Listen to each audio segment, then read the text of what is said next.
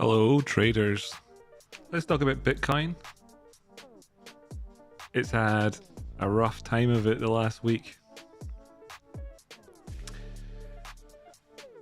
We were looking at Sol in the Discord yesterday, asking whether or not the price of Sol would be a bellwether, a canary in the coal mine, fortune teller for Bitcoin. Hoping to see the prices push up, for it to lead the way. Didn't quite work out that way. Here's the chart with nothing on it.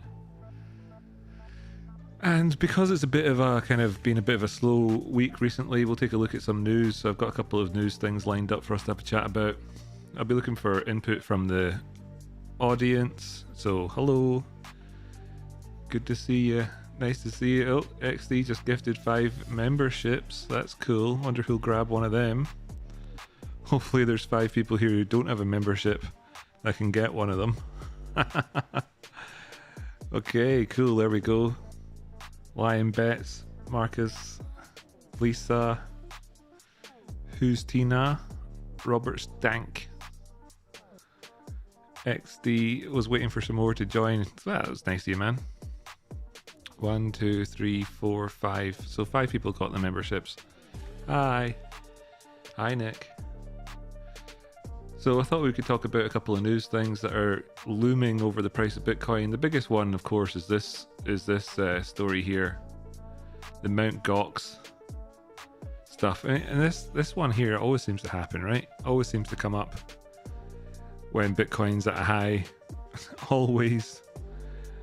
So this recent high price is no different, and we've had this news rearing over us. Bankrupt Tokyo-based Bitcoin exchange Mt. Gox will begin paying back thousands of users roughly $9 worth of tokens. 950,000 Bitcoin.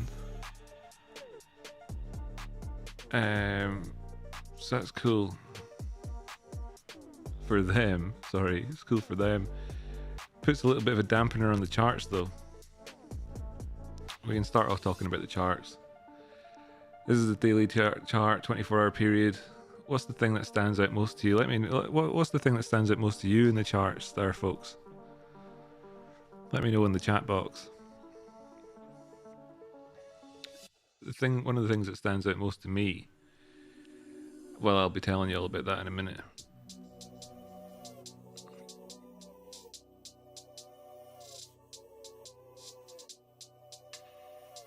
Give people a second to box it up. Hasn't broken range on either side. Yeah. Could draw a box around the whole thing here, because it's kind of just a massive sideways rectangle. Had moments where exciting stuff was happening down at these lows. Not really done anything major though. So if you remember last week, what we do at the start of these shows is we review what we talked about last week. This area essentially is the sitting on your hands waiting for something to happen area, right?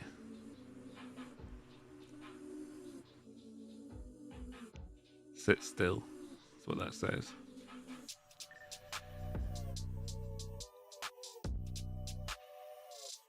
The thing I kind of wanted to point out about this is these goings-ons. There's that kind of sloppy trend line from before, and we've come back to retest it. There might be another retest of this.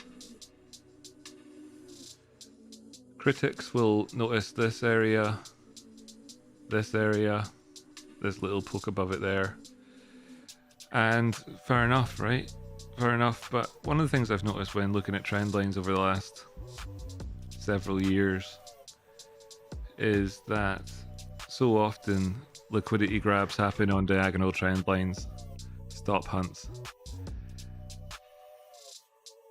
people getting bullied in markets. You could describe this lower area as being a similar sort of deal. But I don't think there's as much value in that. Price resisted by all of this, pushed up high, wanted to try and break up above an area. So keep an eye out for this area when we put the other drawings back on, just for confirmation in a second.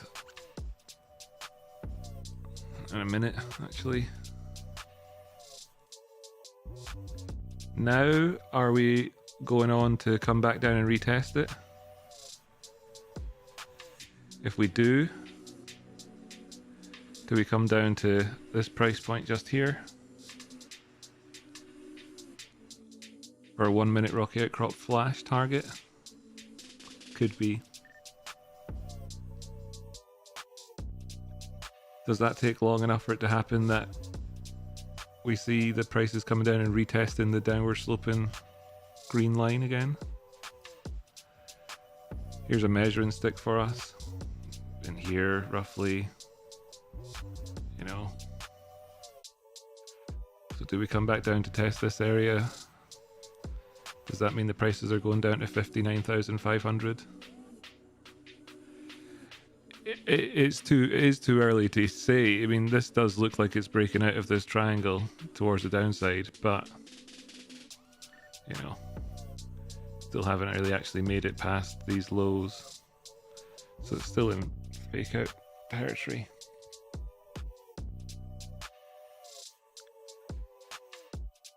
You know, waiting to see how that plays out. So anyway, if we kind of just pop this down here, you've got that construction of those lines to look to.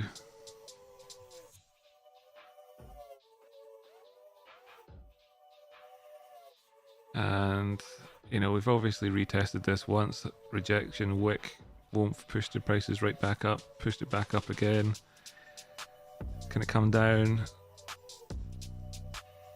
and test this area? It's a big question mark for me right now with regards to the Bitcoin price. Obviously Bitcoin really does lead the market more than anything else. Something I was talking about with Justin Pickerel in the chat was, of course, in Discord. If you saw that, you might have seen that. As we so too fast, too furious. Something I was talking about with Justin Pickerel in the chat was these long lower shadows you get on when price drops down and then immediately comes back up. Quite often it'll come back down to retest that area again, and in fact actually go lower, and then put in another one, come back up, put in another one, come down.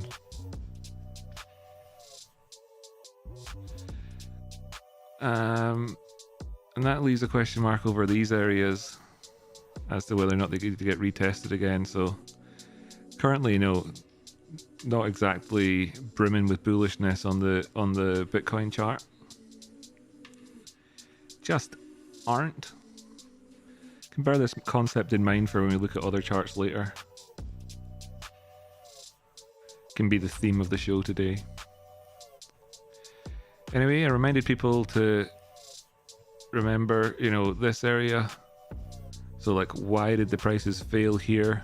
Why did they not go up and fail at the prior lower high? Why is it this area that they failed at?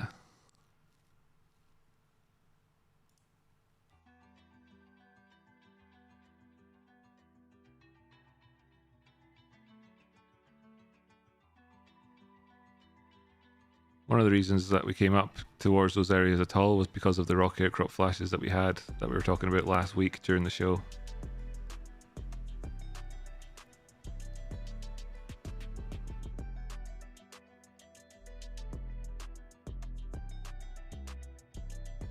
So many times it works perfectly, you know? So many times it works perfectly.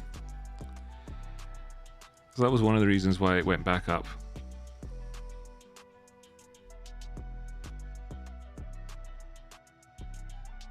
But the kind of biggest reason why it failed at that area was, of course, that white line, which is what we were talking about last week. So that's kind of a blend of this week and last week's technical analysis together for the show. was reviewing last week's technical analysis while doing this week's technical analysis for us. You can see that's where the failure happened at. This doesn't strike me as much of a coincidence.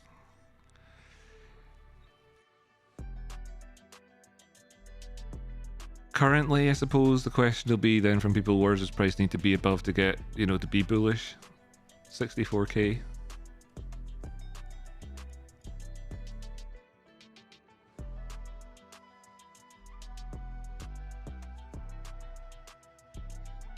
Is your answer. 64,000 is what it needs to be above to be properly bullish. What about that chart I was talking about, which could have been leading the way? Solana. Ooh. I was quite hopeful, obviously, with the push towards 155, that this thing could have been on its way to glory, as I had tweeted about and talked about in the Discord. It just wasn't enough, though. Wasn't enough. It was open, close, open is what you're looking for, obviously, and we just got one candle up above that.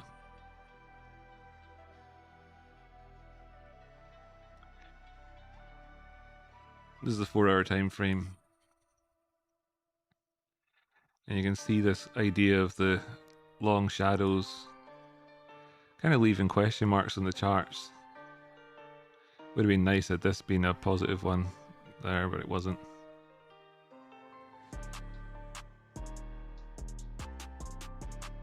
Something for folks to look out for when they're trading in the future. It's the 15-minute time frame. And you can see that those wicks predominantly were very bouncy wicks. Price comes down, liquidates a few people, immediately price bounces back up when the liquidity is over, but the markets still want to go and test that area. So what happens is they come in and they test it, go down, get an unsatisfying bounce, proceed lower, another big push up, fail to go above prior highs, trend still in place, comes down, retest that area, push down here, resistance at it, pushed up, failed to go above that key area for us to break, comes down, retests it, goes up, comes down. What do we think is going to be just off screen here? And we go looking, oh look, a bounce from that area. Oh wow, would you look at that?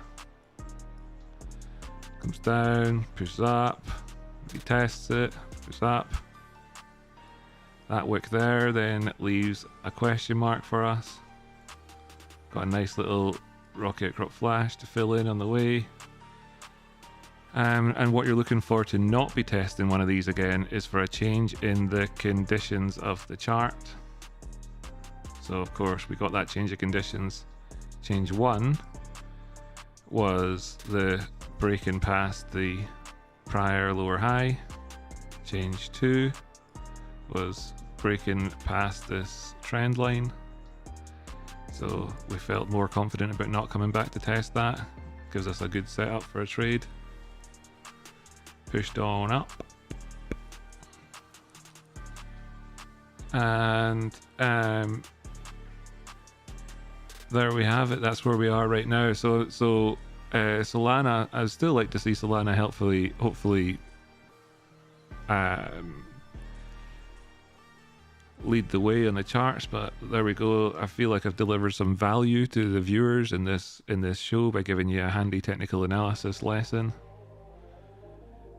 It's not just a technical analysis lesson, because really it's a trading lesson. It's about trading more so than analysis.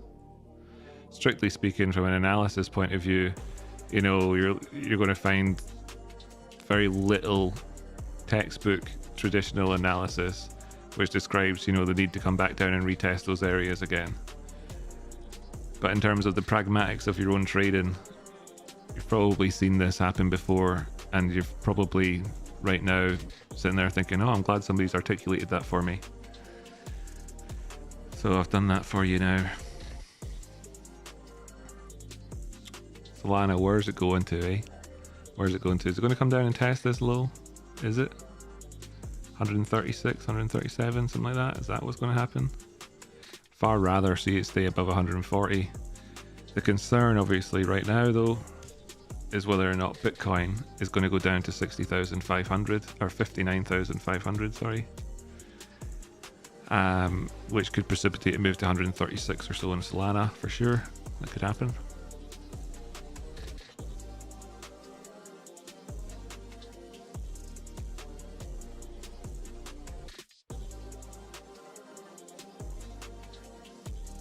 Neat, huh? Pretty good lesson there. Everybody able to hear me all right? Is the audio levels and everything okay? Just let me know in the chat.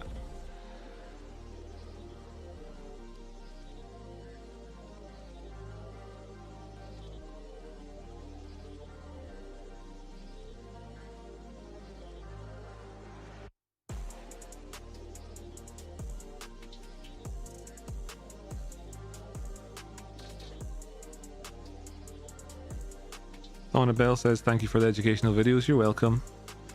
I don't have a massive backlog of them to be publishing. I just published a couple over the last week because I felt like it was a good thing to do. Nice thing to do. Nice to see you, Sarah. Ra, ra, ra.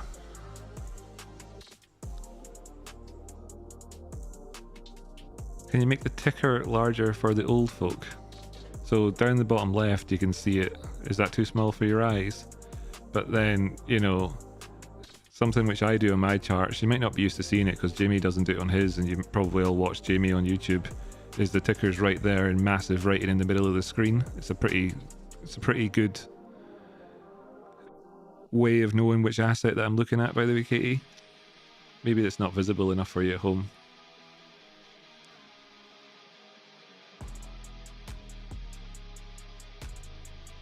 A Gash song has just come on. I'll just have to change that.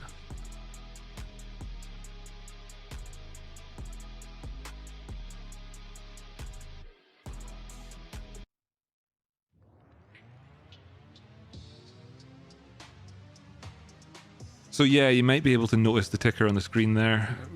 Might have required me pointing that out to people for them to notice it. What was it like on the Solana chart?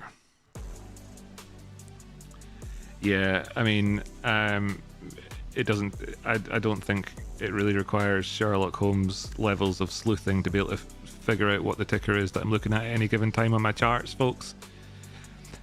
If you need a bigger ticker though, if you need a bigger one, do let me know in the chat. I'll take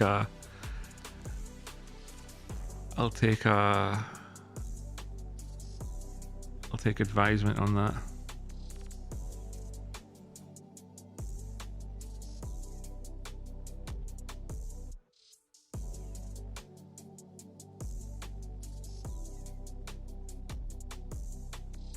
Oh, you did notice in the end.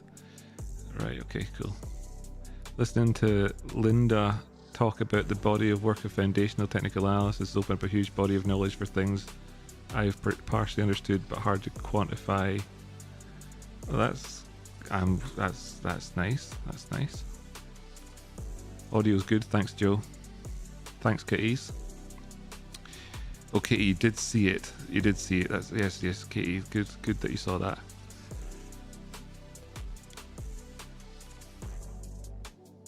Sherlock Holmes studied what specific things came from and looked like on his days off. Yeah, he wrote lots of papers as well.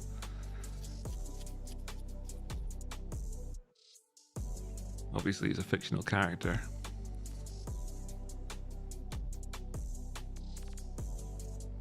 Did you know that Arthur Conan Doyle loved screwing with the Freemasons, the Illuminati? So he would go and join a Freemason lodge, go up its ranks till he got to like being the Grand Master, and then screw them all, run away, join another one, do the same thing. He was quite the character and was our ACD. The hopium trend line, we'll just pop the hopium trend line in there. Great. Now we've got that. Excellent. We can keep an eye out to see if that thing breaks.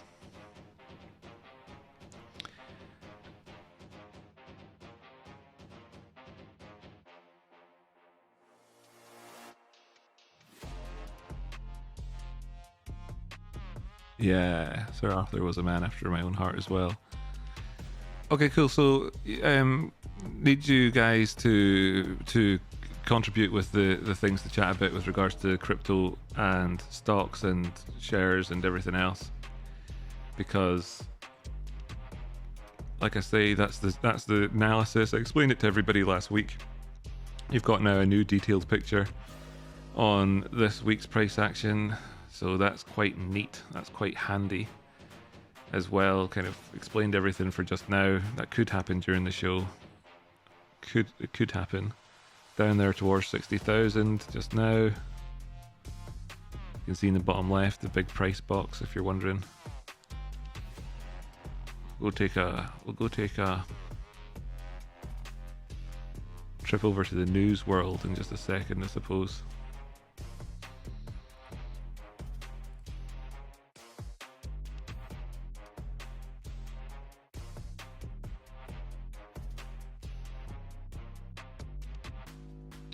Why bounce? Why bounce? Why delay everything for me? Gosh.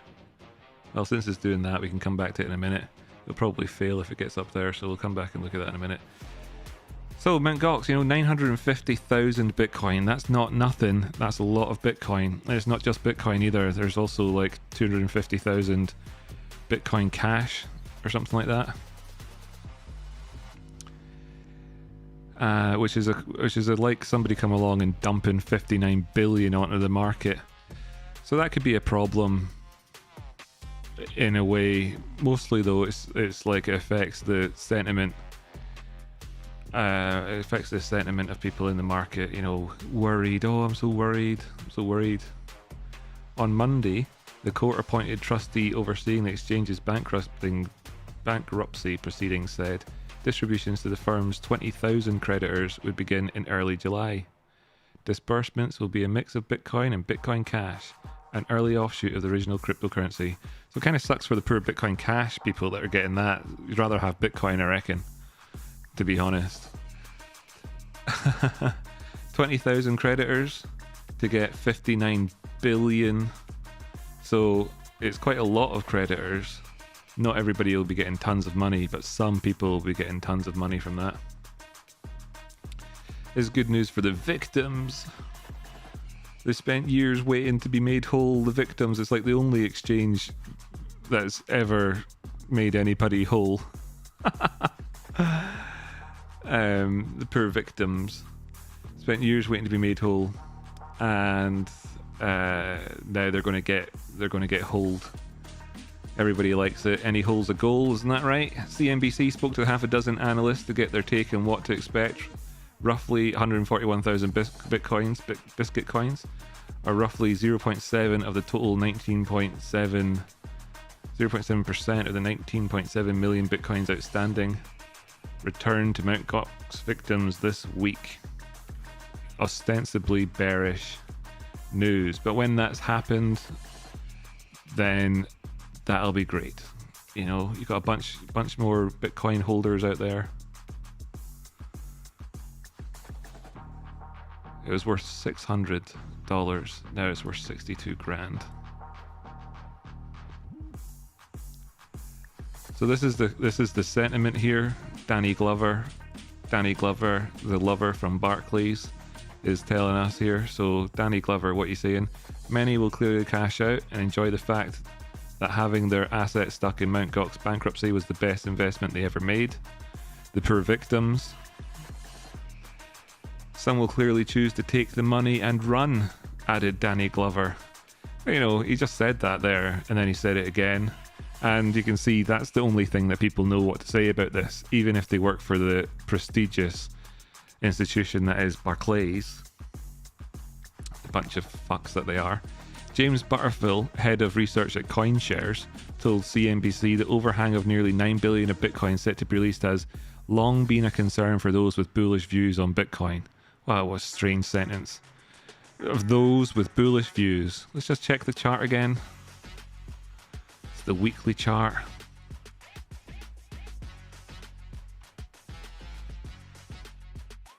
Those with bullish views. Actually, this isn't a long enough chart for us.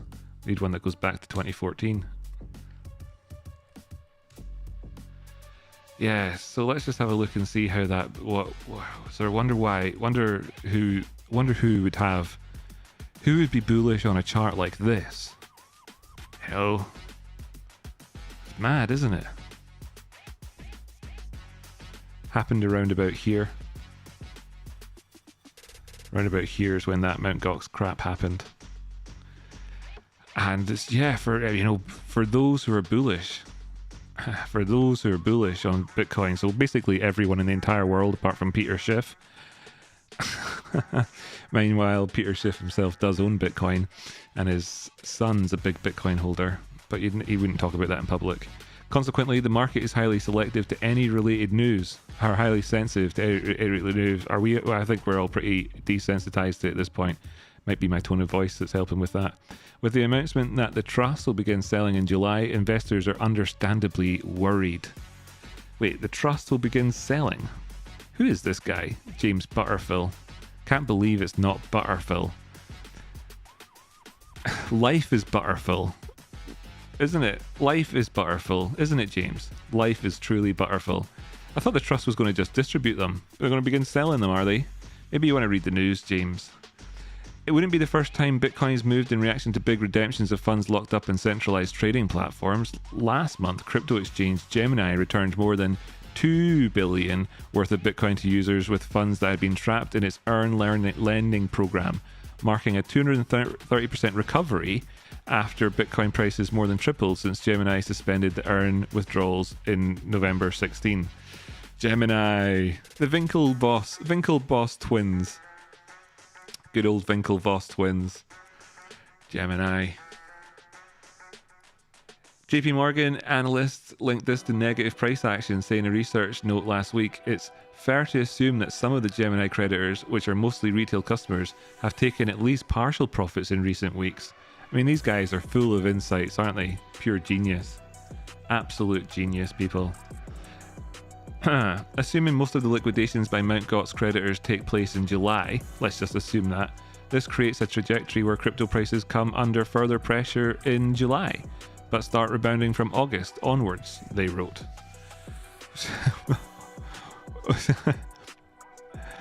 That's it. We're completely at the whim of the people who've waited for so long until now to get their Bitcoin, and now they're going to be the ones that ruin the market for us all, according to these people on the internet, which is a fair enough thing to think, right? It's a fair enough thing to think that would be a problem. German government, this will take us on to our next story in a second. Separately, the German government sold 5,000 worth approximately 310 million as of Monday's prices of a 50,000 Bitcoin pile seized in connection with the movie piracy operation Movie 2K. 50,000 bitcoins on a movie streaming website. How did they manage that? Well done to them. The funds were sent to various crypto exchanges, including Coinbase, Kraken, and Bitstamp. Yeah, would have been better to do it over the OTC desk, but what are you going to do? Must be a fun thing to be the guy in the German government who has the job of logging on to Kraken and sending a bunch of Bitcoin to it, then hitting the sell button, and then doing it on various different exchanges. Oh, look, boss. Well, we sold our 5,000 Bitcoin with minimal impact in the market because we sold it on a bunch of different exchanges. Well done. Yeah, great.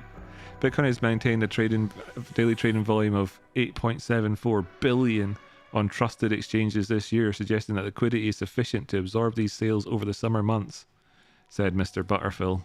Life is Butterfill.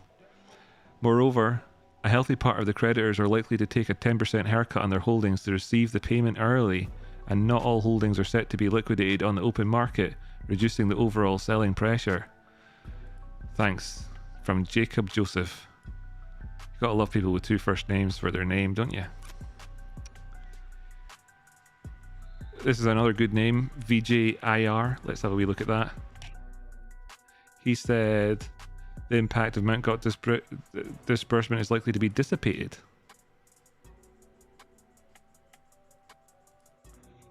Current price of Bitcoin 58,100 or 58,800 and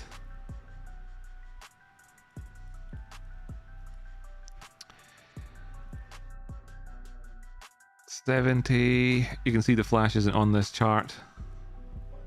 Had it been on this chart, it would have been filled as well. It was just on the Binance chart, that one, so I'll just bring back up the Binance chart, why not?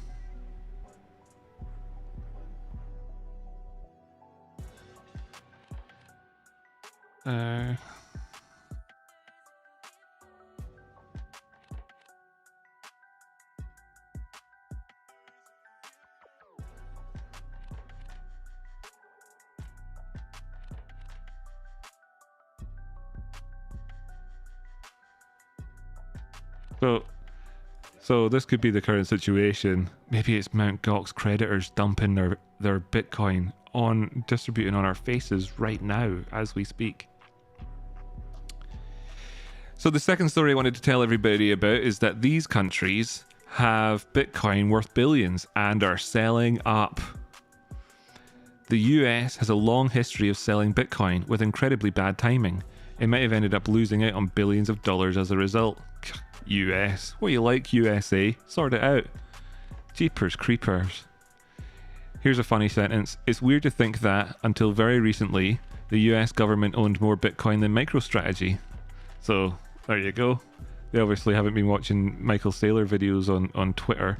According to ARKB Intelligence, they're the guys that Batman, Batman, Robin, all that. ARKB Intelligence, a slew of confiscations after criminal crackdowns, like the Joker, Penguin, etc., means that Uncle Sam is now sitting on an impressive stockpile of 213,000 Bitcoin. That's more than 1% of total supply. It's amazing, isn't it? So you've got this thing there's only 19 million of them out there, and 950,000 of them have been trapped inside Mt. Gox for a long time. And the likes of 215,000 or so held by the US government, 50,000 held by the German government, and so on and so on. MicroStrategy, which began aggressively adding to the world's biggest cryptocurrency to its balance sheet back in August 2020, only surpassed this milestone in March. The US is no El Salvador, that's right. It's not. American politicians, regulators, and law enforcement agencies have repeatedly expressed fears that Bitcoin has the potential to undermine the US dollar. Uh-oh, the US dollar. It's the US dollar. You can imagine the US dollar is crying about being bullied by Bitcoin. Don't you think? You'd hate to be the US dollar, wouldn't you? You'd be up all night crying about it. Oh, why am I only based on trust? The worldview is no doubt informed by the fact that this huge stash primarily came from two major seizures. Late 2022, the Justice Department seized 50,000 Bitcoin that was hidden in the home of a man who unlawfully stole it from the Silk Road darknet marketplace. It's funny that he unlawfully stole the Bitcoin from Silk Road. It's kind of like, hate the game, not the player and all that, right? But that's life. In a particularly surreal development, some of the coins forfeited by James Zong were on a single board computer that was submerged under blankets in a popcorn tin stored in a bathroom closet. Oh, yes, that's right.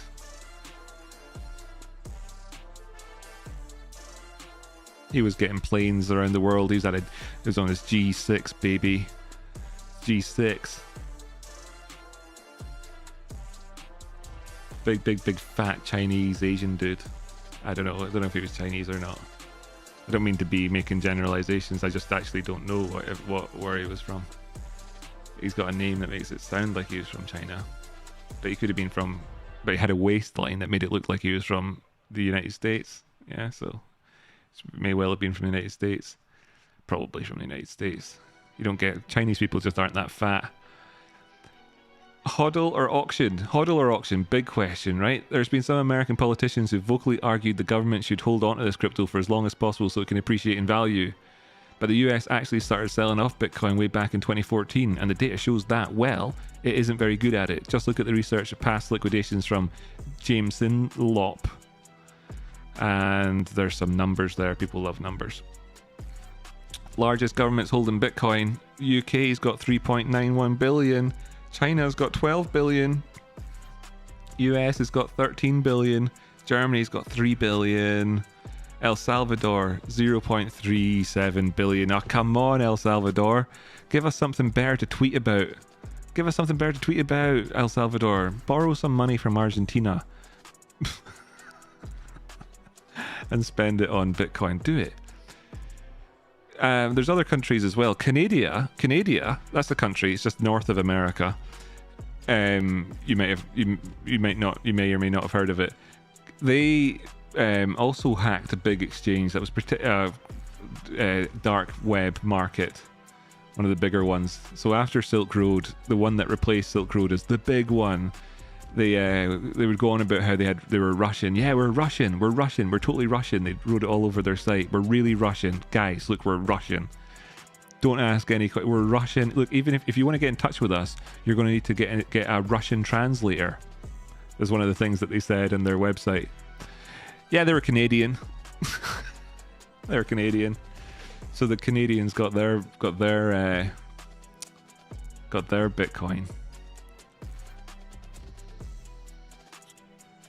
They may have stole a Bitcoin off of me as well. They might have done. I don't know. Rumors. I don't think they did. I'm me, so I would know. But I've heard rumors that they might have stolen a Bitcoin off of me, the Canadians.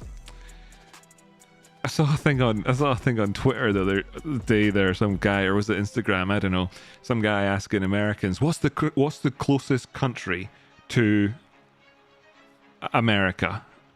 Right? What's the closest country? Here's a question for the audience. What's the closest country to America? See if anybody in the audience can answer this. If you do know the answer, wait for a minute so that all the people that don't know the answer can guess. And I'm not talking about Canada or Mexico, right? What's the closest country to Canada? Yeah, you got me there, Googleplex in there, right? What's the closest country? Atlanta, says Sarah. Yeah, nobody knew. Well, he had to ask about a dozen people before he found somebody that knew the answer. It's an obvious one too. It's an obvious answer. The answer is not Jamaica. It's not Hawaii. Funny. It's nothing in the South Pacific.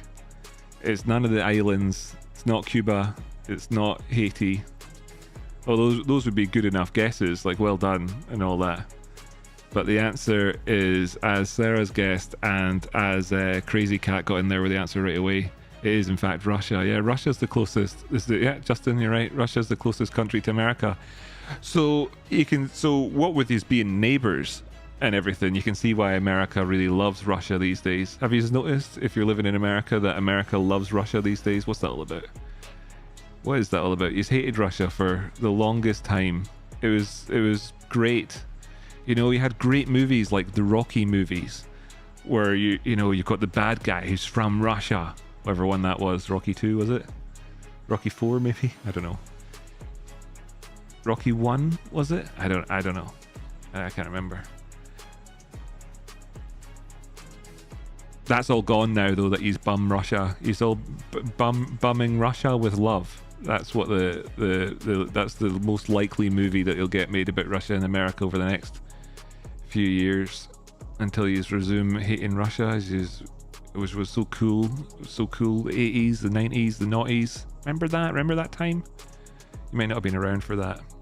Might be too young. I can tell you, it was cool back in the 80s. We were all sniffing lead paint, had lead in our petrol. We hated Russia like real men.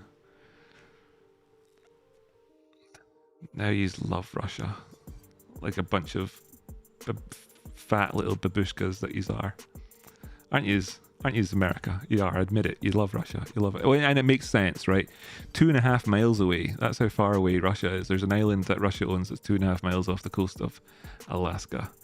So it's just 2.5 miles away from America. If you want to go to Russia, you could walk there.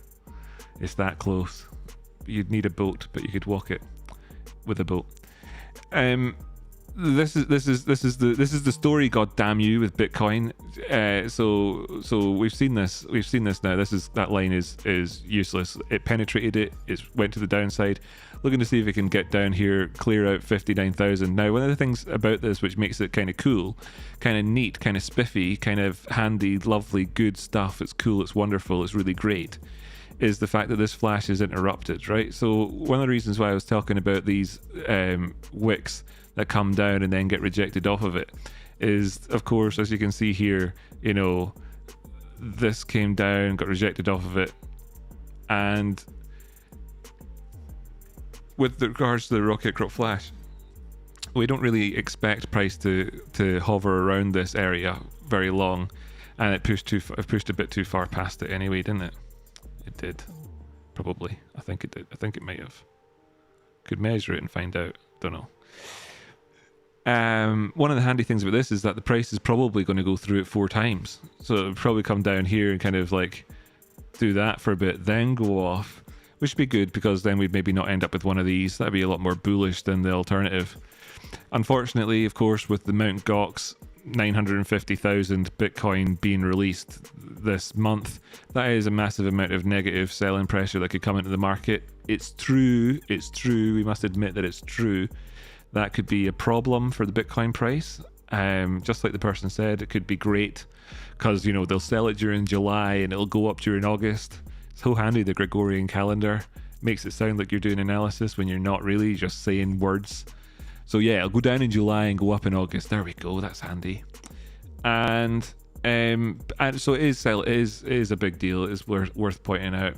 It's worth pointing out that is negative. But I would like to see this actually find a bounce just there and push up afterwards. You know, it doesn't even have to do this at all. Like, it doesn't have to. None of these things ever have to happen. They don't have to. They don't have to happen. This came pretty darn close to doing it. So it would have been nice had it just not done it, right? I'll hold my hand up. That would have been nice. Unfortunately, this still looks like it's going to do it. And that's what we're waiting for. Let's check in with Sol.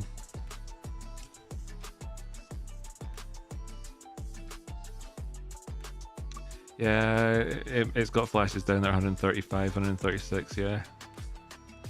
It's nice and really strong trend in markets when you get to ignore the negative flashes. Just ignore them, It was trending really strongly. Hard to ignore them when this is the picture in front of you, so it's a bit frustrating. It's true. That would mean prices coming back down to test. Ooh, these lows here. Coming down to test these lows here. That is a bit sucky for our hopium trend line that I drew on earlier on, of course. I'm going to just continue to hope. I'm just going to continue to hope. There's a trend line. There we go. There's our trend line. I'm going to continue to hope that that's the story there. That's what's happening. This was an aberration. It was an aberration in price. The price was wrong here. This is what's really happening. Yeah. That's what I'm just going to stick to it until such times as the charts tell me not to stick to that idea. It doesn't mean that I'm buying it right now, though. That's true. That's very true. Ishmael says the 80s rocked. Yes, you're right. They did. They rocked. I'm from a time in America where you couldn't even say Russia without invoking a death stare. That's right, Latoya. Nowadays, everybody is checking Russia's prostate just for fun. It's what they're doing. It's the kids are experimenting in college with Russia's prostate. It's what's happening, right? It's what the kids are doing these days. Lord knows why. I don't know why. Nobody's explained it to me. I mean, I know the explanation, right? The explanation is, hey, they maybe rigged the voting machines, and we got this election outcome this time, or something like that. I think that's it, right? Isn't it? That's the explanation, isn't it? Right? It's a time of strong men. It's a time for strong men, like 5'4" jiu-jitsu expert, bear riding Vladimir Putin. Yeah, it's a time for strong men. That's the explanation, isn't it? I think that's why they're so popular. But the movies were better in the 80s when you had a proper enemy. Think about it. Just think about how bad all the Star Wars movies have been since the 80s. And that might help That might help you kind of put things into context. Deal, as long as you share. Wait, what's she going to share? I can be cocktail girl if you can be cook. Oh, they're going to be cook and cocktail girls. We've got plans happening in the chat. So, right. Yeah, that's right, Sarah. The Star Wars movies were so bad. So, if anybody has anything that they want to chat about, then let me know in the chat box, because the show can't go on forever, right? The show can't go on forever. We've got roughly 15 minutes of show time left, roughly. So let me know what it is that you want to chat about. There's been no requests that have come through. Maybe I needed to be more hype. Is that what I need to be more hype? Let's figure out why the Bitcoin price dropped below 60,000 pounds though. We'll use this website. They're calling themselves Coinpedia. I don't know. In the 80s, I reckon if you called the website Coinpedia, they wouldn't have liked that name anymore. But we're in 2024 now, so you can do that stuff. Bitcoin price plummeted over 4% on Wednesday, hitting a daily low of around 59,712 during the early New York session. This is this unexpected, words, right? Words. Oh, yeah, 140 in liquidations. Sad times for those guys. Bitcoin and Ethereum combined reported a daily average trading volume of roughly 38 billion. Top reasons behind Bitcoin's price drop. Okay, upcoming high impact news. This is handy. Thanks, Coinpedia, for sorting this out for us.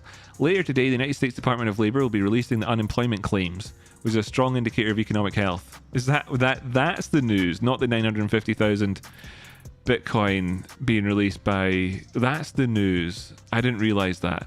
Let's go find this information on Google. 5 days ago. Is this an article from last week? July the 3rd? No. 6 hours ago. Okay. Weekly claims increased 4,238. Continuing claims 26,000 to 1.85 million. That's not enough. Private payroll increases 150,000. Trade deficit widens. So yeah, that's we want to see more people. We want to see more people getting sacked. That's the only rational way to think about things. We need them to lose their jobs for all of us, for our benefit. Do it. Get sacked. So that's good. That's good. That's good news. That's good news. Which would be positive for Bitcoin. But anyway, there's the news, high impact news. All right, weak performance of spot Bitcoin ETFs. The US spot ETFs have registered notable fluctuations in cash flows in the recent past. After 5 days of positive cash inflows, the US spot Bitcoin ETFs registered total cash outflows of 14 million on Tuesday. Oh my goodness. The declining demand for Bitcoin ETFs amid the upcoming MITCOT's distribution, they do know about it, and heightened sales from the German government significantly weighted on bullish sentiment. Oh gosh. Funny that though, isn't it? Because they have to sell them to somebody, and the people who buy them presumably are bullish on them, which is, you know, it's a supply and demand dynamic.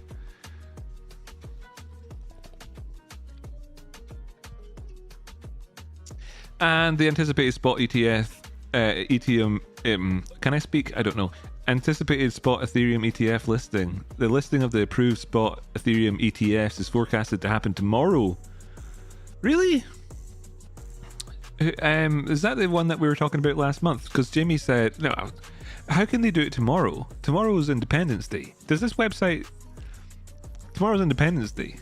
They're not going to be listed tomorrow. Is that... Do they know tomorrow's Independence Day? Somebody should send them a letter. Someone should send them a letter and tell them tomorrow's Independence Day. Anyway, now we know why the price dropped. It dropped because of positive news on the jobs, where all those people got sacked. Nice. And it dropped because $14 million was flowed out of ETFs. and because the Ethereum listing will be happening tomorrow while markets are closed on Independence Day. Now you know. Glad I could share that with y'all. Here we have the other news in the UK tomorrow. The election's happening. Who are you voting for? If you're in the UK, let me know. If you want, in the chat box here, you can do that.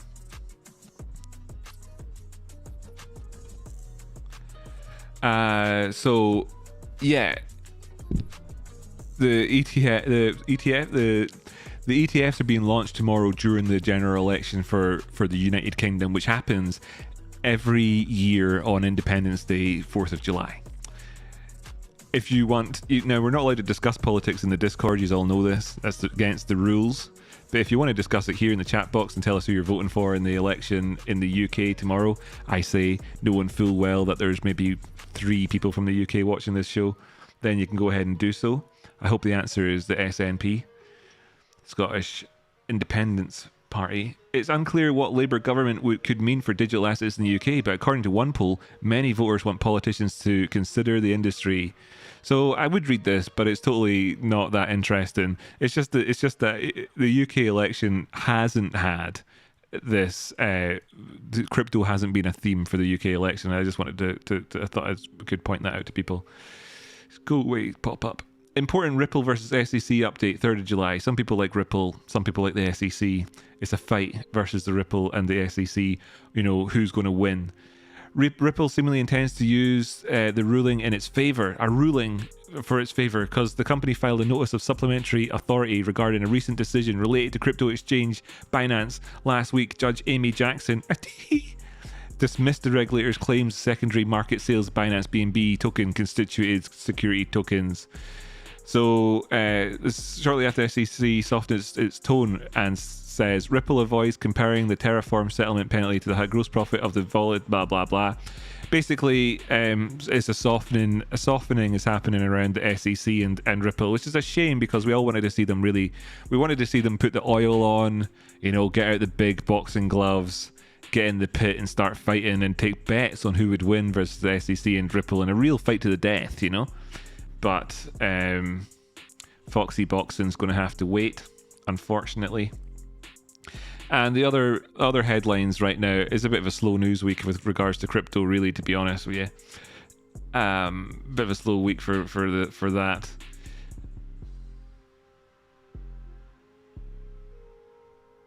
So I don't think I'll read any of these other stories out, but there's a news website there talking about it. Ah, my goodness. So yeah, right, that's it. Back to Sol, 140. Wait, that's against UST? I typed in the wrong ticker there. That's funny. What I meant to do was put in this one. So that's that. And it's not made it down to 136. Will it go there? Will it go there? Who knows? I'd rather be a buyer at 136 than here. And the Bitcoin price, 59,768. I don't think anybody in the audience is surprised because this is what we said at the top of the show. It would be convenient to get this out of the way before I have to make a clip for my channel. Wouldn't it though? Because it sucks having to do a really short-term time frame clip.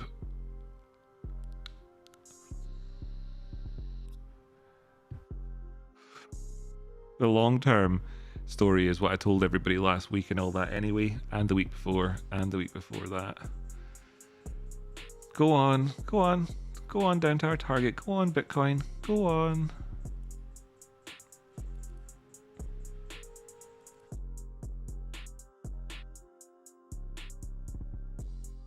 Go on. Come on. Come on down. Come on. Come on down. Come on. Ooh. Ooh. Like that. Like coaxing a cat out of a tree, isn't it? I was going to vote Labour because of their YouTube ads are good. Ah. Oof. That's maybe true. I don't actually know. I've not watched any of them. It's funny that you get Labour YouTube ads, though. They should have really restricted the countries that they put their ads out on. What idiots. Don't go back up.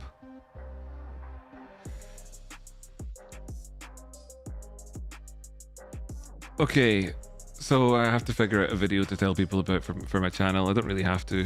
Don't really have to.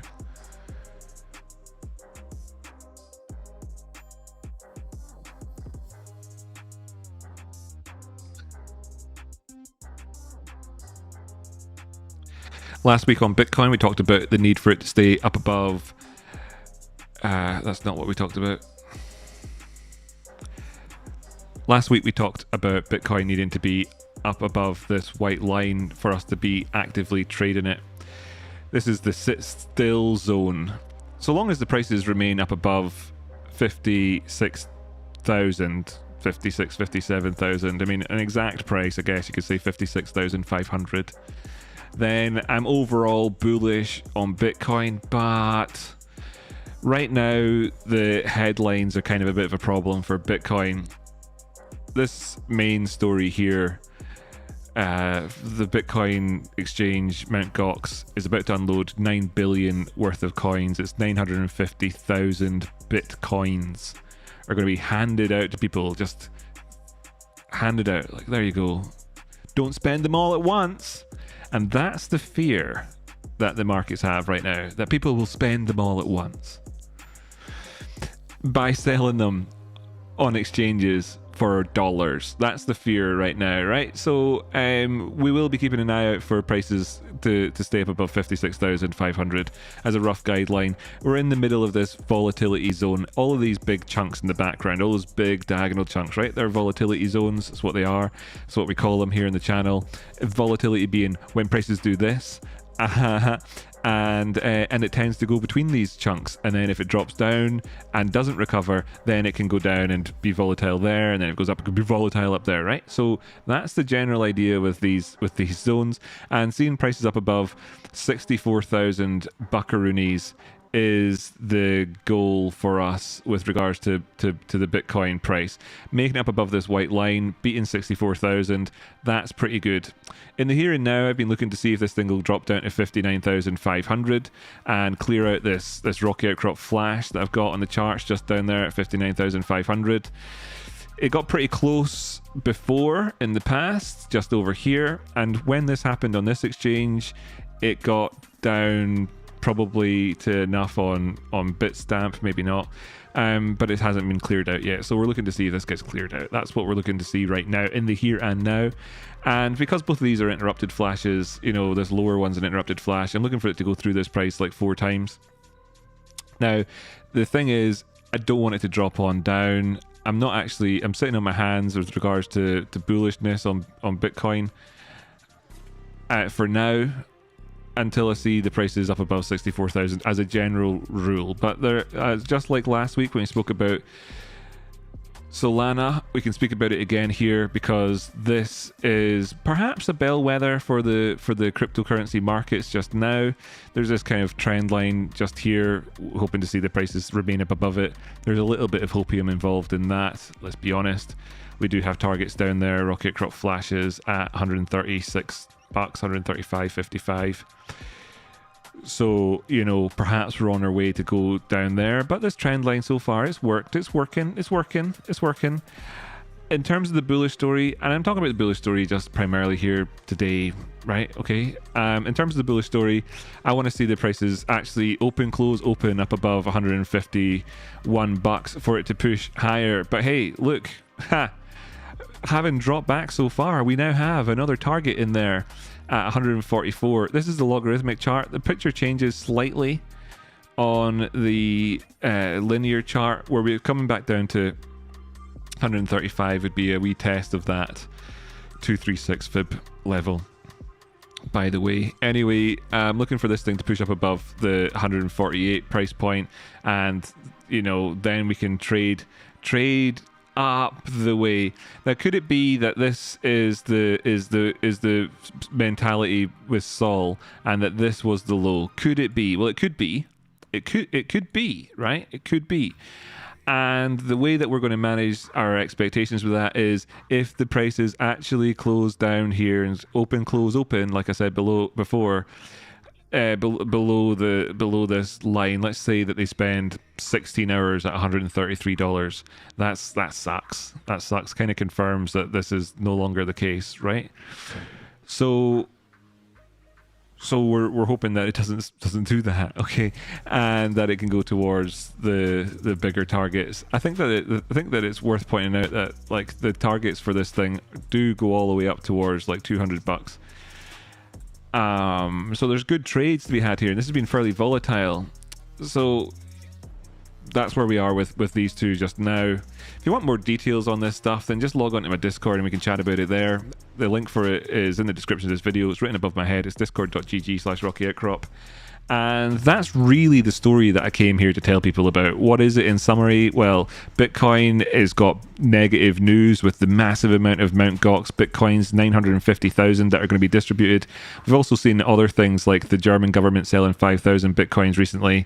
And we've seen Gemini unlock 50,000 Bitcoins earlier this month, or last June, was it? Or anyway, recently enough. So there's been price pressure from all this new supply, kind of released supply for the coins recently, and that's the news story. That's the sentiment, the background sentiment. And what's the solution to that? Well, you could look at it from a charts point of view, as I've been talking about with regards to saying, hey, if the prices get above 64,000, yada yada yada. And I think the technical analysis does show us the story with this one. You know, all the news will be known and represented in the price on the charts, etc. So above this price, it becomes very bullish. People get surprised, and the price then could easily rise up to $72,000, right? Because that would be the next major target in here at that blue line, and that's the trade that I would want to take if we see the price of Bitcoin moving up.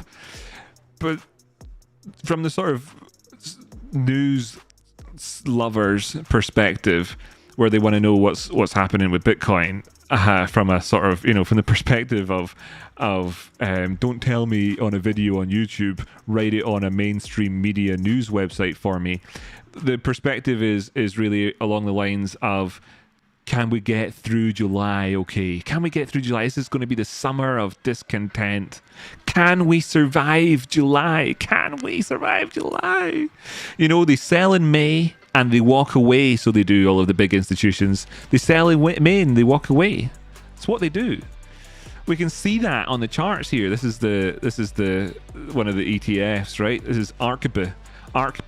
This is Noah's ETF, where he gets a male Bitcoin and a female Bitcoin, and he puts them on a boat and they sail off and whatever. So this is this one. And you can see that, you know, since May, here's this second high in May. They sold in May, right? And then they walked away. The buggers.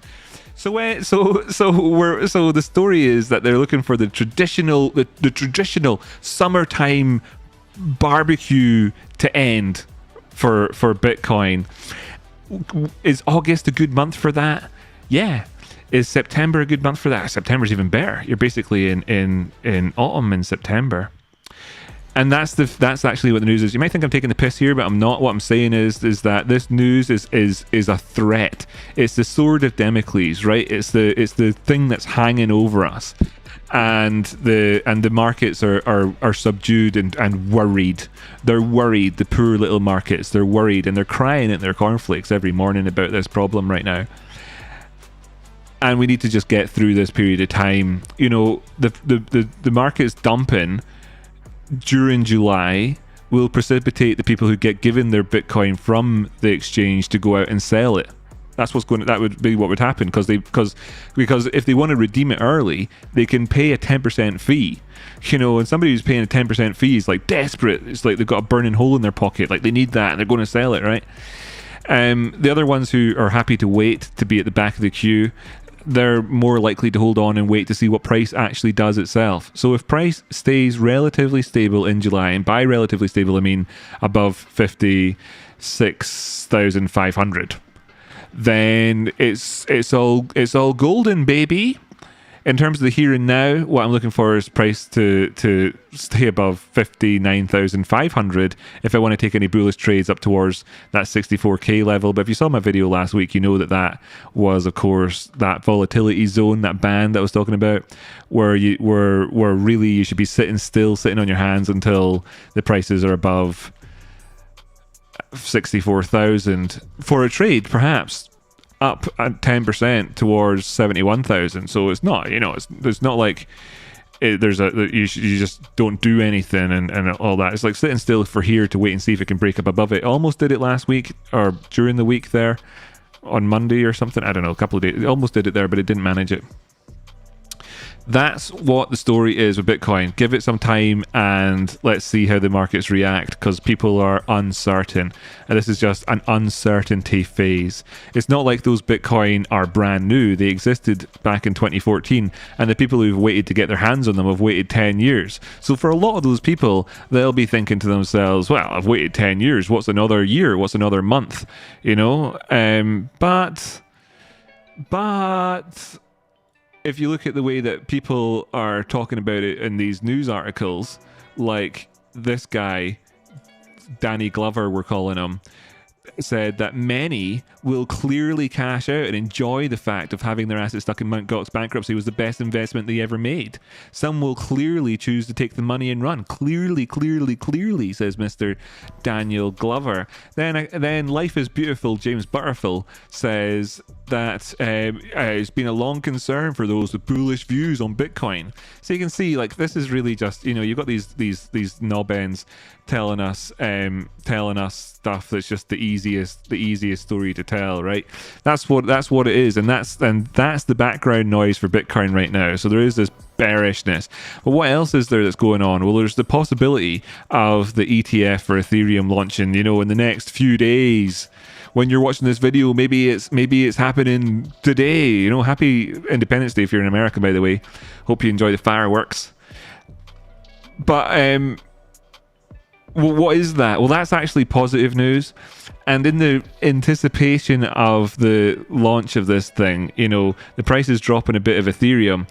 That could be that people who've held Ethereum have been selling it because they want to have the cash to then put it into the ETF. People have talked about the Bitcoin ETF, and they said that the reason the Bitcoin ETF has had so many inflows is because of investors taking their money off of these, fly-by-night crypto exchanges and putting it onto the very trustworthy Gary Gensler's toilet roll bum cheese exchange in America, the hot dog exchange.com, and that they feel, that's the safer place to have it. And the same story could be happening with Ethereum, and that might be why some of that price pressure to the downside is coming and that uncertainty rests. What happens if during July we see the ETFs for Ethereum launch and Ethereum, see massive inflows and the price of Ethereum go up to $4,000 or whatever? Do you think that Bitcoin is going to be dumping down to 40,000 with Ethereum going up to 4,000? I mean, it may be, right? Maybe we see a sort of massive alt season again, which we haven't had since, we only really ever had one proper alt season, like back in 2018. So is that the story, right? Is that the story? Is it the negative story, which is uncertainty, or is it that maybe during July we don't see the prices crash, and then the ETF launches for Ethereum and things start to go positive, and then you start hearing about people saying in news articles like, Mr. Life is Butterful or Danny Glover there talking to CNBC saying, what the thing is, well, they had it locked away for 10 years and they figured to themselves, well, what's another couple of months? I'll just wait and see what happens. You can see how the narrative would shift, these people who are always right. So that's the story for you. That's my impression on Bitcoin. I'm trading it positively above 64,000, proactively bullishly. I might take a trade between 59 and 64, you know, if we see a bounce, but it's negative just now, and I'm, you know, really looking to that 56,500 figure for the you know, the Alamo price for us. I'm going to keep my ear to the ground about the ETF for Ethereum, and I'm wanting to see how the people actually do respond. And see this Mt. Gox thing, it's been a freaking Mt. Gox monkey on our backs. It has been for the last decade. Every time the prices have come up high, you'll remember them talking about it back in 2017, you'll remember them talking about it in 2021, and here we are in 2024, and they're like, oh, this is, they're going to distribute it, and they actually are this time. Fingers crossed.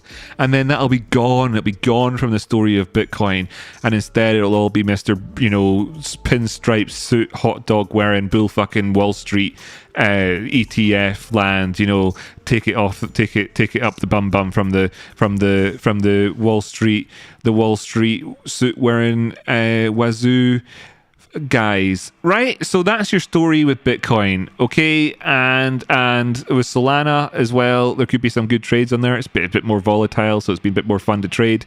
And I'm looking to see if Solana's a bellwether for the rest of the crypto market, right? We might get earlier signs from there. Bitcoin is the one leading the chase, but it's about whether or not we see any extra early signs from Solana there, kind of putting our toe in the crazy volatile altcoin world.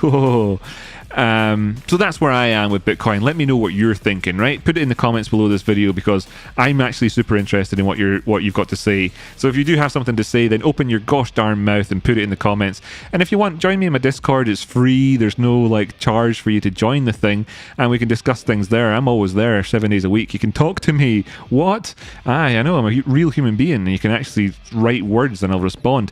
And that's just type into your browser https://discord.gg/rockyoutcrop, and you'll be on the frickin' thing. It's an open invitation to you.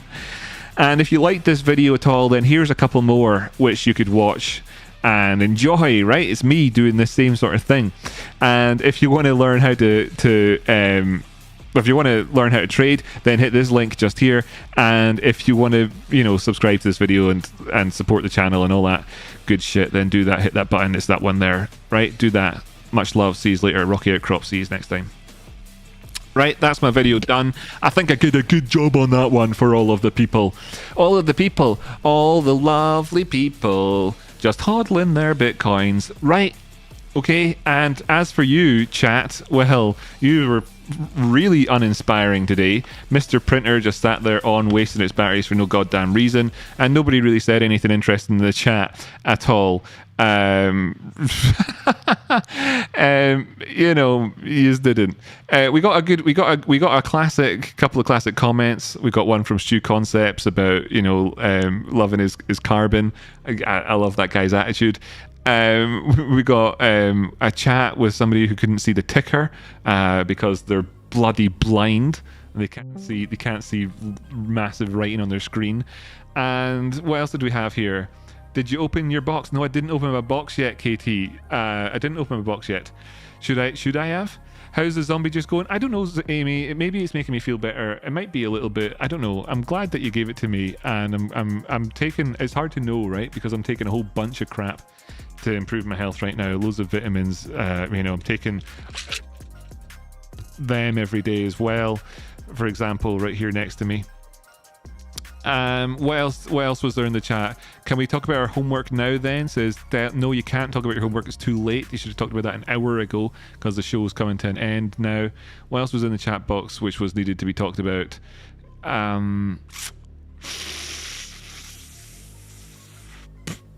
That's right, nothing. Yeah, nothing. Use were rubbish. Use were. That's it. That's what can I what. What do you want me to? What do you want? You want a gold star? Okay, you can have a gold star. Yous were the best. You gave me loads of stuff to talk about. Right. Anyway, love yous. Next time.